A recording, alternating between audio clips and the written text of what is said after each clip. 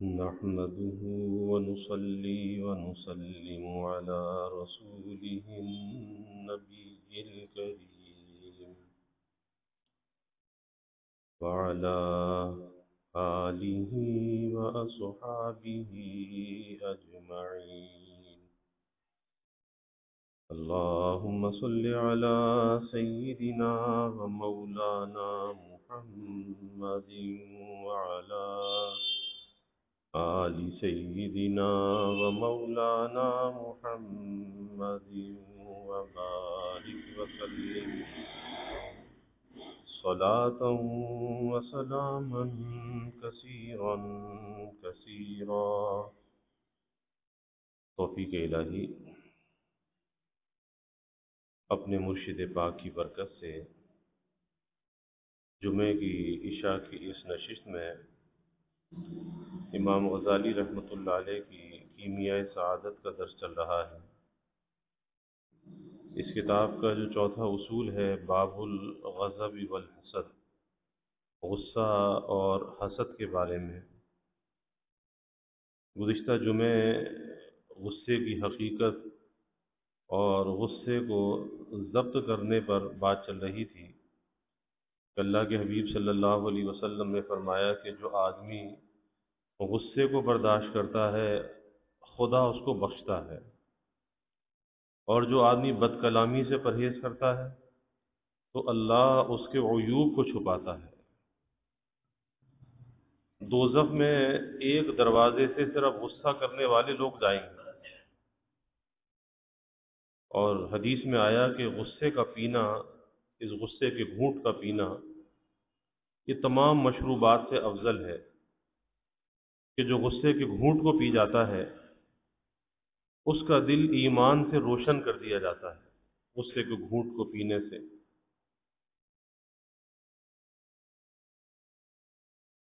ایک آدمی نے خلیفہ عمر ابن عبدالعزیز سے بد کلامی کی، سخت کلامی کی، تو اس کو کوئی جواب نہیں دیا بلکہ نرمی اختیار کی اور فرمایا کہ تیری خواہش تھی کہ مجھے غصہ آ جائے اور شیطان میرے اوپر مسلط ہو جائے اور میں تیرے اوپر غصہ کر کے قیامت کے دن تجھ کو جواب دوں، اس لیے خاموشی کو اختیار کیا. اب آگے کچھ اس پر مباحث ہیں کہ غصے کی اصل اور حقیقت کیا ہے. فرماتے ہیں امام غزالی رحمۃ اللہ علیہ کہ غصہ دراصل اس لیے تخلیق کیا گیا ہے کہ آدمی اپنے دشمن سے محفوظ رہ سکے. اب یہ دیکھنا چاہیے کہ دشمن کون ہے. کفار ہیں جو دین کے اسلام کے دشمن ہیں، وہ بھی ہمارے دشمن ہیں. پھر انسان کا جو نفس ہے جو اللہ کی نافرمانی پر ورغلاتا ہے، برے تقاضے اس کے اندر پیدا ہوتے ہیں، تو یہ نفس بھی دشمن ہے. اور شیطان جو ان سے گناہ کرانا چاہتا ہے تو شیطان بھی دشمن ہے. تو دشمن کے لیے تو یہ غصہ ہے کہ اس دشمن کے شر سے محفوظ رہ سکے. یہ دوست کے لیے نہیں ہے، یہ اپنی اولاد کے لیے نہیں ہے، یہ اپنے ماں باپ کے لیے نہیں ہے، اپنی بیوی کے لیے نہیں ہے، یہ اپنے شوہر کے لیے غصہ نہیں ہے، یہ تو دشمن کے لیے ہے. اور یہ رشتے تو بڑے پیار کے رشتے ہیں. تو اس لیے غصے کا مصرف درست رکھنا چاہیے. غصہ تو اللہ نے انسان کی فطرت میں رکھا ہے. یہ نہیں کہ غصہ ہی نہ آئے، نہیں، یہ نہیں، بلکہ غصہ تو آئے گا، ناگواریاں پیش آئیں گی. اب اس غصے کے گھونٹ کو پینا چاہیے اور اس غصے کے گھونٹ کو پی کر اپنے دل کو ایمان کے نور سے منور کرنا چاہیے، روشن کرنا چاہیے. تو یہ آدمی کو دشمن سے محفوظ رکھ سکے، اس لیے اللہ نے غصے کو تخلیق کیا ہے، یعنی پیدا کیا ہے. جس طرح خواہش اپنی ضروریات کو پورا کرنے کے لیے بنائی گئی ہے، کھانے کی خواہش، پینے کی خواہش، پہننے کی خواہش، رہنے کی خواہش، سواریوں کی خواہش، کسی کاروبار کی خواہش، کسی اچھی نوکری کی خواہش، بہت سی خواہشات ہیں. کس لیے ہے؟ اس سے انسان اپنی ضروریات کو پورا کرتا ہے۔ لہذا آدمی کو دونوں چیزوں میں زیادتی سے کام نہیں لینا چاہیے، غصے میں اور خواہشات میں۔ ضروریات الگ ہیں اور اس کی زیادتی یہ الگ ہے، یعنی افراط اور تفریط دونوں سے بچنا چاہیے، اس کا جو اعتدال ہے اس پر رہنا چاہیے، ورنہ آگ کی طرح اس کے شعلے بھڑک اٹھیں گے، خواہشات بڑھتی چلی جائیں گی، زندگی پریشانی کا شکار ہو جائے گی۔ جذبات کو، غصے کو قابو نہ کیا، آگ کے شعلوں کی طرح بھڑکتا چلا جائے گا اور اس کی بربادی کے آثار زندگی کے اندر نظر آئیں گے۔ اور پھر اس کا دھواں دل اور دماغ کو معوف کر دے گا۔ یہ جو غصے کی آگ ہے یا خواہشات کی آگ ہے، اس کا جو دھواں ہے وہ دل دماغ کو معوف کر دے گا۔ اس کے بعد قوت ادراک ختم ہو جاتی ہے، محسوس کرنے کی صلاحیت، قوت ادراک یہ ختم ہو جاتی ہے، اور عواقب و جوانب کو بغیر سوچے سمجھے آدمی بے راہ ہو کر طوفانی لہروں میں بہتا چلا جاتا ہے۔ آپ دیکھیں جب غصہ ہوتا ہے، جذباتیت ہوتی ہے،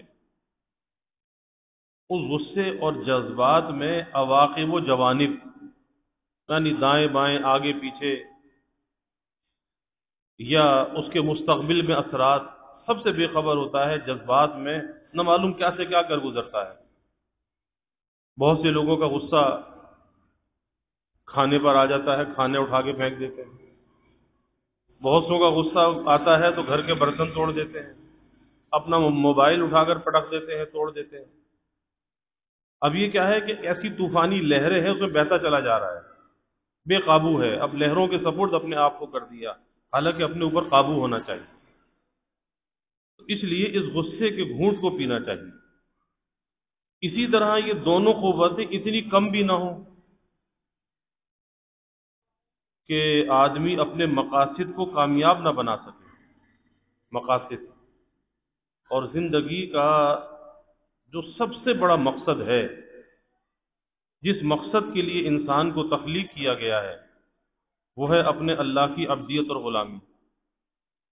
باقی سارے مقاصد اس کے بعد میں ہیں، اور ہر مقصد کے حاصل کرنے میں یہ بات پیش نظر رہنی چاہیے، اللہ ناراض نہ ہو جائے، اللہ کی مرضی کے خلاف کوئی کام نہ ہو جائے، مقصد تخلیق کے خلاف کوئی کام نہ ہو جائے۔ تو یہ دونوں قوتیں اگر حد سے بڑھتی ہیں تو جب بھی خرابی ہے، اور اگر حد سے کم ہو جاتی ہیں تو جب بھی خرابی ہے، کہ آدمی اپنے مقاصد میں کامیاب نہ ہو سکے اور کاہل اور سست بن جائے، معنی نکما، ناکارہ، سست، کاہل کیا ہے کہ یہ قوت غضبیہ یہ اس کے اندر اتنی کم ہو گئی کہ اب غصے کی بات پہ بھی غصہ نہیں آتا، کام کاج کے اندر سست ہے، کاہل ہے، اور اتنا سست اور کاہل ہے کہ عزت اور حمیت بالکل جاتی رہے۔ عزت پہ کوئی بات آئے اور اسے احساس بھی نہ ہو کہ میری عزت جا رہی ہے، میری رسوائی ہو رہی ہے، عزت حمیت سب جا رہی ہے، اتنا بزدل ہو جائے، بے ہمت ہو جائے، سست ہو جائے، کاہل ہو جائے۔ اس کا اعتدال مطلوب ہے کہ انسان کی زندگی میں اس کا اعتدال ہونا چاہیے۔ سرکار رسالت مآب صلی اللہ علیہ وسلم سے خداوند عالم کا ارشاد ہے، جاہد الکفار والمنافقین واغلظ علیہم، کہ کفار اور منافقین کے خلاف تو غصہ ہونا چاہیے، جاہد الکفار۔ اور صحابہ کے متعلق کیا فرمایا؟ اشداء علی الکفار، یہ سب کچھ غصے کا سبب ہے کہ صحابہ کفار کے معاملے میں بہت شدت پر تھے، کفر سے نفرت کرتے تھے۔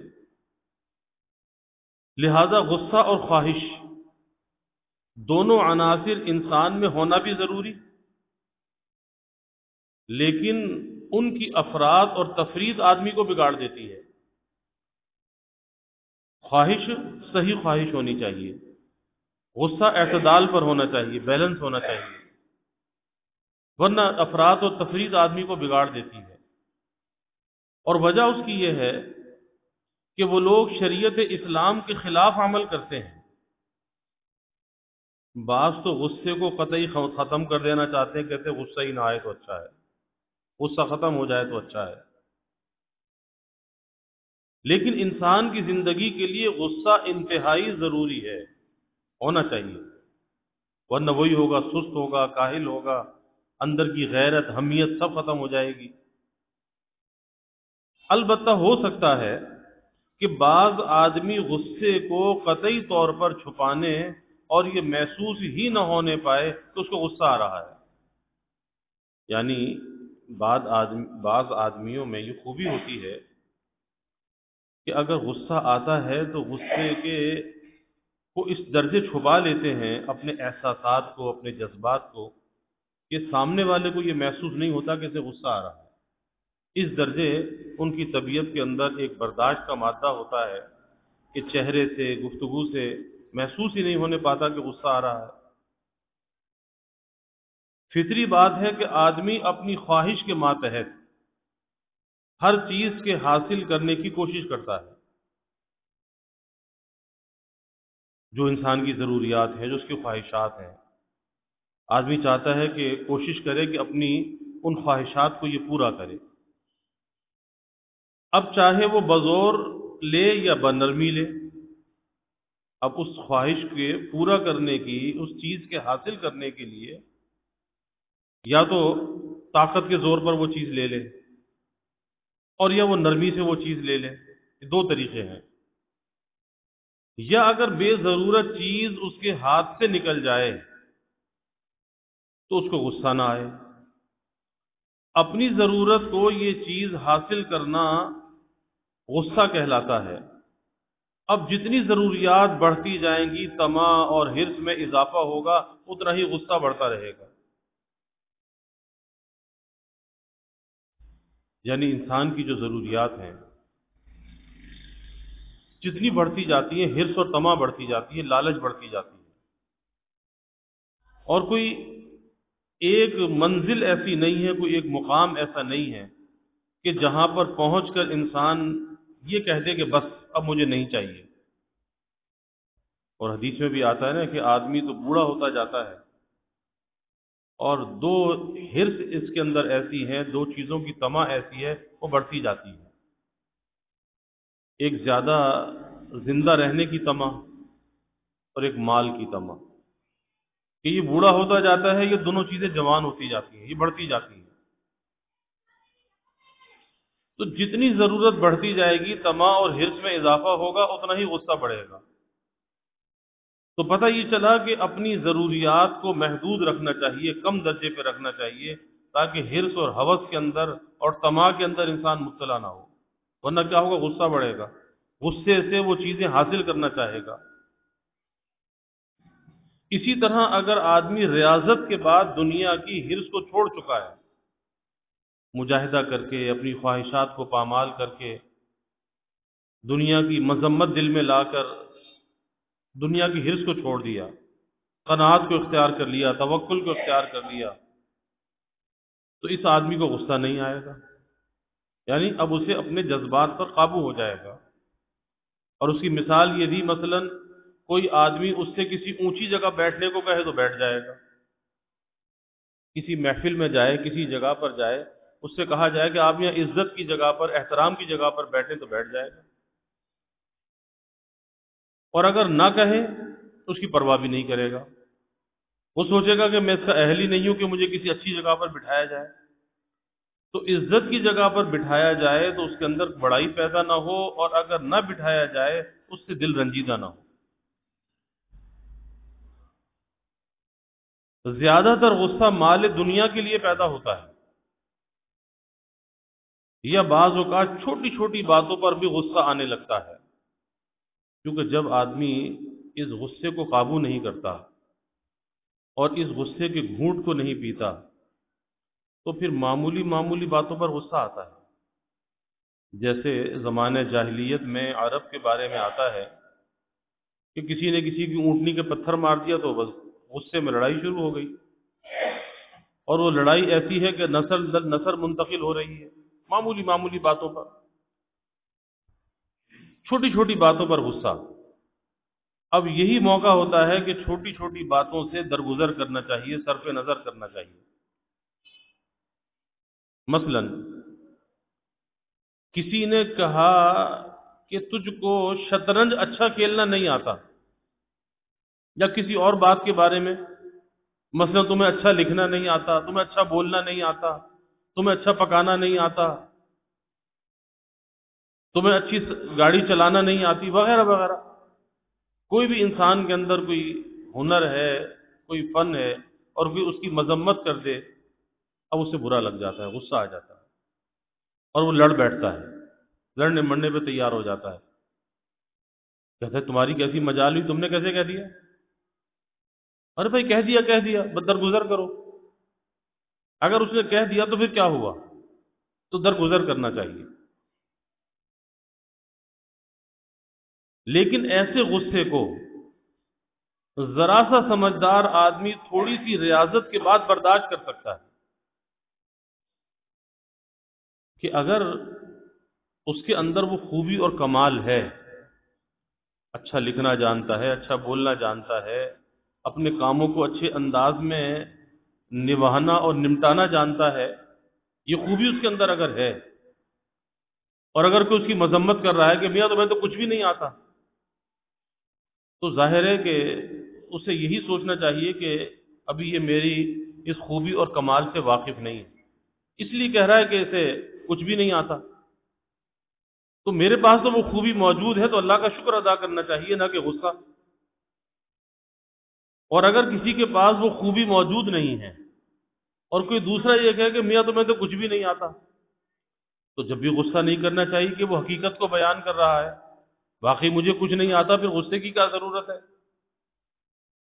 تو ایسے غصے کو سمجھدار آدمی تھوڑی سی ریاضت کے بعد اس کو برداشت کر سکتا ہے.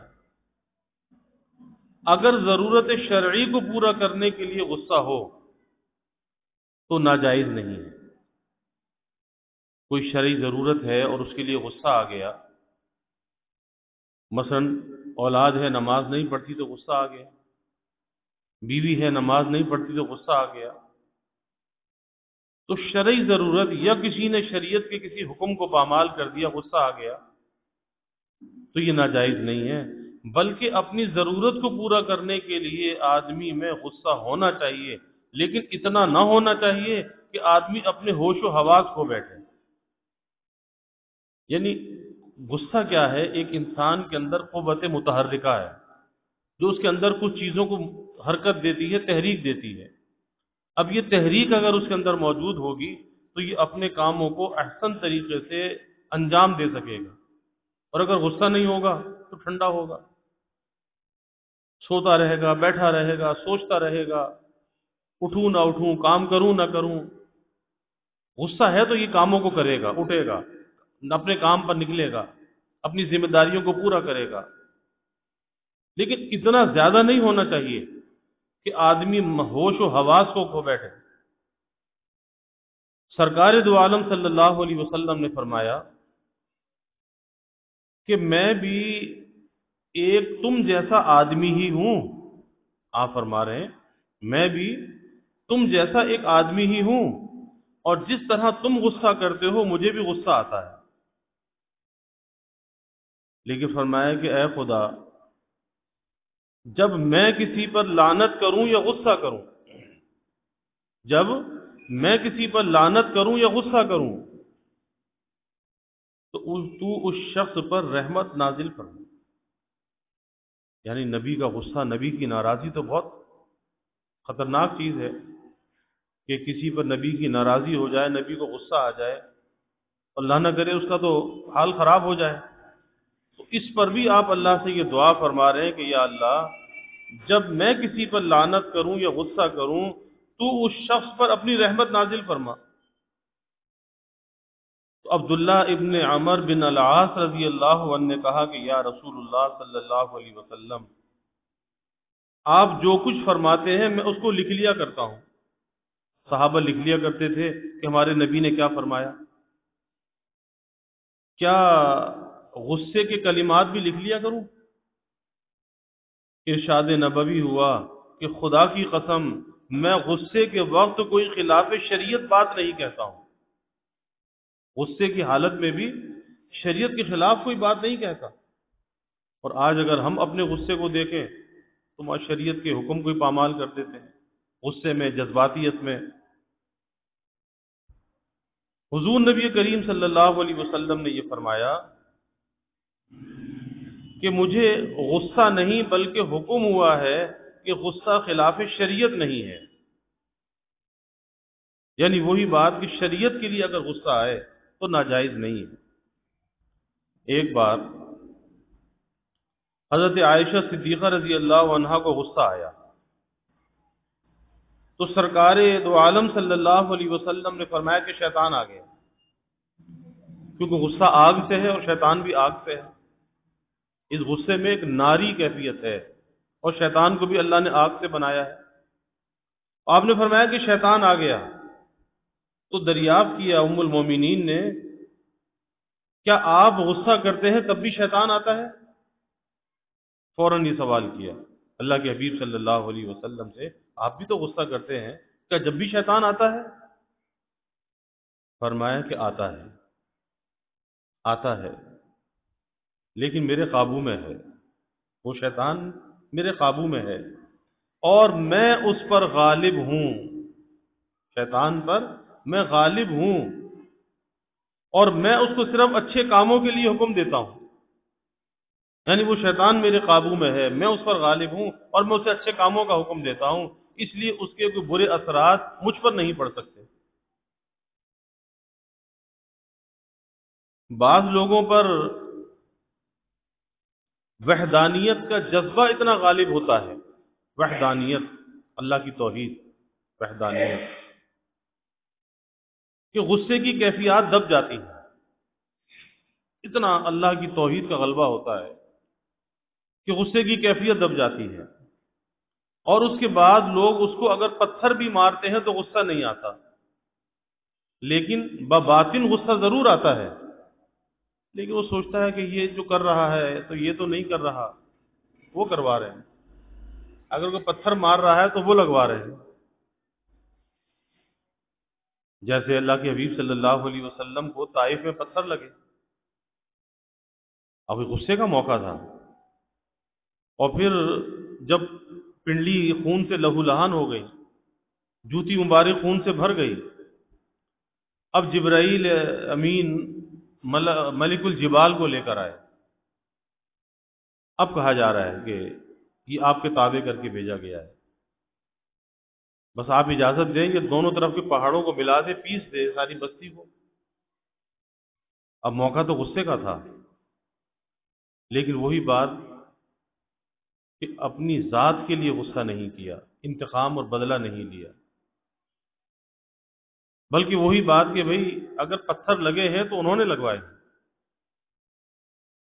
غصہ نہیں کیا، فرمایا کہ نہیں، میں یہ نہیں چاہتا، بدلہ انتقام لینا نہیں چاہتا، ورنہ انسان کی طبیعت تو چاہتی ہے انتقام لینا، چاہتی ہے کہ جتنا انہوں نے ہمیں تکلیف دی اس سے زیادہ ان کو تکلیف ہونی چاہیے، اور جب تک زیادہ نہ پہنچے انسان کی تسکین نہیں ہوتی۔ لیکن وہاں رحمت کائنات صلی اللہ علیہ وسلم تھے، آپ نے فرمایا کہ نہیں، میں یہ چاہتا ہوں اللہ ان کی نسلوں میں ایسے لوگ پیدا کر دے کہ جو دین پر چلنے والے ہوں، اللہ کے دین کو پہچاننے والے ہوں۔ اور پھر ایسا ہی ہوا کہ تھوڑے عرصے کے بعد وہ سب لوگ غائب ہو گئے۔ تو ظاہری طور پر تو غصہ نہیں محسوس ہوتا، لیکن بباطن آتا ہے، اس کو پتھر پر غصہ نہیں آتا بلکہ مارنے والے پر آتا ہے۔ اسی طرح اگر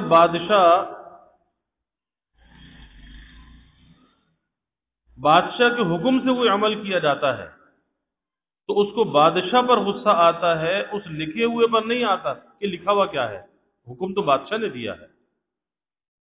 یا بادشاہ کے ماتحتوں پر غصہ نہیں آتا کہ وہ کسی کو کوڑے مار رہا ہے، لیکن مار رہا ہے تو بادشاہ کے حکم سے مار رہا ہے، اس ماتحت پہ غصہ کر کے کیا کرنا ہے۔ اسی طرح توحید کے غلبے کے بعد جب یہ توحید غالب ہو جاتی ہے طبیعت پر، تو توحید کے غلبے کے بعد وہ ہر کام کو من جانب اللہ سمجھتا ہے کہ کہ سب کچھ وہاں سے ہو رہا ہے، اللہ کی طرف سے ہو رہا ہے، حالانکہ آدمی کے حرکات سے، آدمی کے ہاتھ کی حرکات قدرت کے ماتحت ہیں۔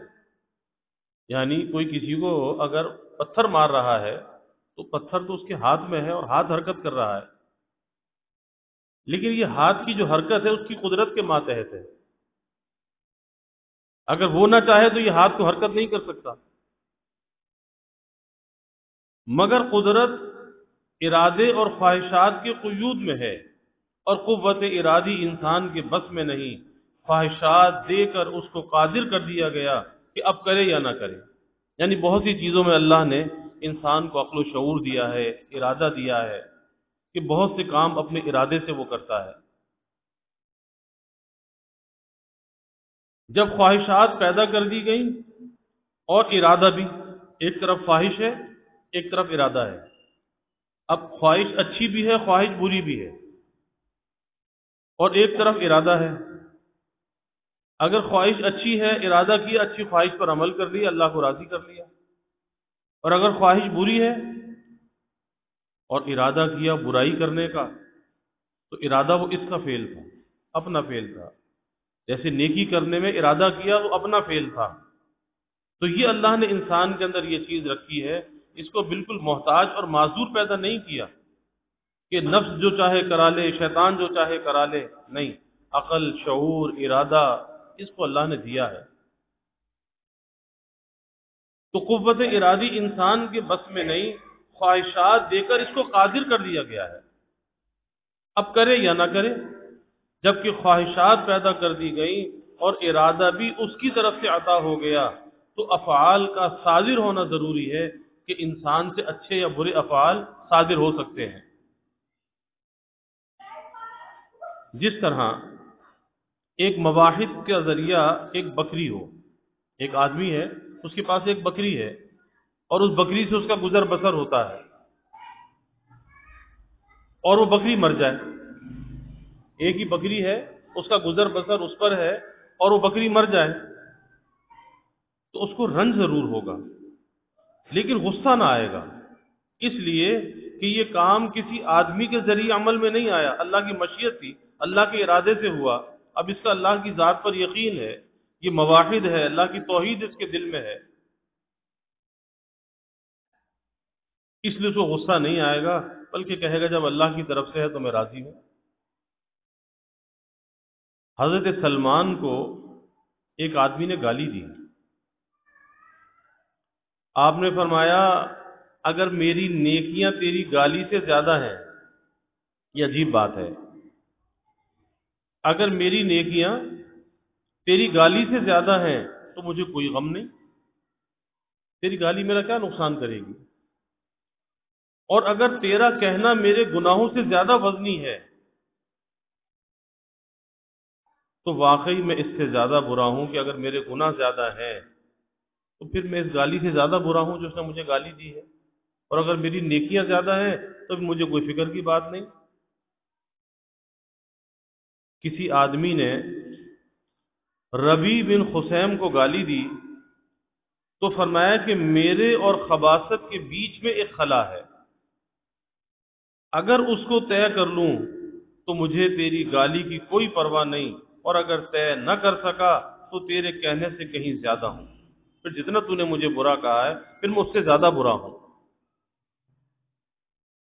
آپ وحدانیت میں اتنے کھو گئے تھے، ربیع بن خثیم رحمۃ اللہ علیہ اتنے وحدانیت میں کھو گئے تھے کہ اس بات پر غصہ نہ آیا کہ کون گالی دیتا ہے کون برا کہتا ہے، اس بات پر برا نہیں آیا۔ مالک بن دینار رحمۃ اللہ علیہ کو ایک آدمی نے کہا کہ تم ریاکار ہو، حالانکہ بہت بڑے اولیاء امت میں سے ہیں، کہا کہ تم ریاکار ہو، یعنی جو کچھ کرتے ہو دکھلاوے کے لیے کرتے ہو، ریاکار ہو۔ آپ نے فرمایا کہ بھائی تو نے خوب پہچانا، تو نے مجھے خوب پہچانا، لیکن برا نہیں مانا، غصہ نہیں کیا۔ حضرت شعبی کو ایک شخص نے کچھ کہا تو فرمایا کہ اگر تو سچ کہتا ہے تو خدا میرے اوپر رحم کرے، یعنی اگر تو مجھے برا کہہ رہا ہے میری کسی برائی کا ذکر کر رہا ہے، تو پھر خدا میرے اوپر رحم کرے، مجھے اللہ اچھا کر دے، اور اگر تو غلط کہتا ہے تو پھر خدا تجھ پر رحم کرے، لیکن غصہ نہیں کیا، جذبات کے اندر نہیں بہے۔ اب یہ جو مثالیں عرض کی یہ غصے کو ضبط کرنے والی ہیں، اور آج ہوتا یہی ہے کہ بات بات پر جو غصہ آتا ہے اس کا سبب یہ چھوٹی چھوٹی باتیں گھر کے اندر ہوتی ہیں، چھوٹی چھوٹی باتیں۔ اب اس چھوٹی چھوٹی باتوں کے اندر انسان کے اندر ایک ایسی عدم برداشت ہے کہ باپ بیٹے کی نہیں سنتا، بیوی شوہر کی نہیں، شوہر بیوی کی نہیں، بس غصے کے اندر آپے سے باہر۔ حالانکہ ٹھنڈے دماغ سے سوچنا چاہیے کہ اس نے کیا کہا ہے، اور اس کی حقیقت میں غور کرنا چاہیے کہ اس نے اگر کوئی بات کہی ہے اور اگر میرے اندر وہ چیز موجود ہے تو پھر مجھے اپنی اصلاح کرنی چاہیے۔ غصہ کرنے سے کیا ہوتا ہے؟ اور اگر وہ چیز میرے اندر موجود نہیں ہے تو پھر اس کے کہنے سے کوئی فرق بھی نہیں پڑتا، تو شکر کرنا چاہیے کہ وہ خرابی، وہ برائی میرے اندر موجود نہیں ہے۔ لیکن غصہ نہیں کرنا چاہیے، جذبات کے اندر نہیں بہنا چاہیے، اور بالخصوص اپنے رشتوں کو، اپنے تعلقات کو، اپنی محبتوں کو، الفتوں کو اس غصے کی نظر نہیں کرنا چاہیے۔ غصہ چونکہ آگ سے ہے، اور اس کے اندر جذباتیت جب آتی ہے تو یہ آگ بھڑک جاتی ہے۔ آگ جب بھڑکتی ہے تو رشتوں کا تقدس پامال ہو جاتا ہے، پھر یہ غصہ بڑھ جاتا ہے، رشتے چھوٹے ہو جاتے ہیں، نفرت و حقارت بڑھ جاتی ہے، رشتے چھوٹے ہو جاتے ہیں۔ خداوند عالم غصہ ضبط کرنے والوں کو دوست رکھتا ہے۔ اللہ کس کو دوست رکھتا ہے؟ غصے کو ضبط کرنے والے ہی اللہ کے دوست ہوتے ہیں۔ ظاہر ہے کہ جس چیز کی محبت آدمی پر غالب ہوگی وہ اس کام میں زیادہ محو رہے گا۔ جیسے کوئی آدمی کسی سے محبت کرتا ہے، تمام تکالیف برداشت کرنے میں اس کو لطف آئے گا۔ دنیا میں بھی کسی سے محبت ہو جاتی ہے، کسی کام سے محبت ہو جاتی ہے، کسی کاروبار سے، کسی ہنر سے، کتنی انسان اس کے لیے مشقتیں برداشت کرتا ہے۔ ایک کسان ہے، اسے اپنی زمین سے محبت ہے، اب اس کی پیداوار کے لیے کتنی مشقتیں برداشت کرتا ہے۔ اب وہ محبت ان مشقتوں کو گوارا کر لیتی ہے، اس کا ذریعہ بن جاتی ہے، کیونکہ اس کا نفع پیش نظر ہے، اس کا نفع مجھے حاصل ہوگا، کہ رات کے 3-4 بجے اٹھ کے زمینوں پہ جاتا ہے، محنت ہے، ہل چلاتا ہے، پانی دیتا ہے، نگرانی کرتا ہے۔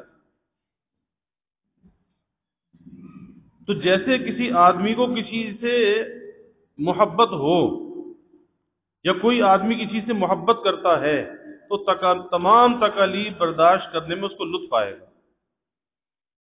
اسی طرح خداوند عالم سے محبت کرنے والے جن کو اللہ سے محبت ہے، اللہ ہمیں بھی نصیب فرما دے۔ خداوند عالم سے محبت کرنے والے کسی کی پرواہ کیے بغیر اس کی طرف اپنے کاموں کو چھوڑ دیتے ہیں، بس جس سے اللہ راضی ہو وہ کام کرتے ہیں، اللہ ناراض ہو تو ان کاموں کو چھوڑ دیتے ہیں۔